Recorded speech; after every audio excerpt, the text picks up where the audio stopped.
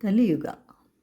ಪಾಂಡವರು 12 ವರ್ಷ ವನವಾಸದಲ್ಲಿದ್ದಾಗ ಭೀಮ ಮತ್ತು ದ್ರೌಪದಿ ಇಬ್ಬರು ಹೋಗುತ್ತಿರುವಾಗ ಸೌಗಂಧಿಕಾ ಪುಷ್ಪವೊಂದು ಇವರ ಬಳಿಗೆ ಬರುತ್ತೆ.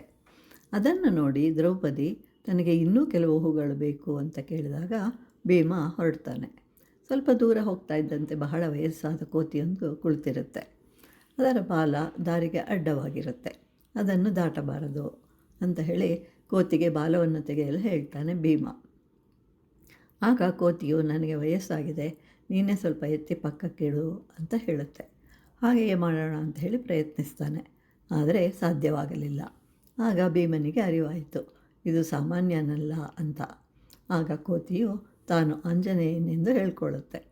ಭೀಮನು ಇಂತಹ ಮಹಾತ್ಮರು ಪುನಃ ಸಿಗುವುದಿಲ್ಲ ಅಂತ ಭಾವಿಸಿ, ತಾವು ಕೃತಯುಗವನ್ನು ನೋಡಿರುವಿರಿ, ತ್ರೇತಾಯುಗವನ್ನೂ ನೋಡಿದ್ದೀರಿ, ದ್ವಾಪರಯುಗವನ್ನು ಕಂಡಿದ್ದೀರಿ, ಆದ್ದರಿಂದ ಅದರ ವಿಚಾರವನ್ನೇ ತಿಳಿಸಿ ಅಂತ ಕೇಳ್ತಾನೆ ಭೀಮ.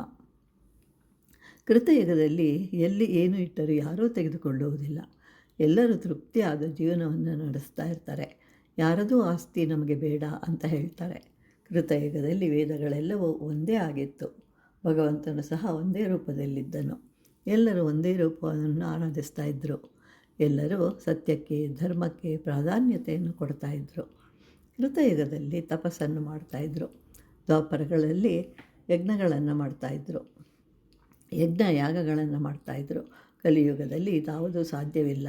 ಆದ್ದರಿಂದ ಭಗವಂತನ ನಾಮಸ್ಮರಣೆಯೊಂದೇ ಸಾಕು.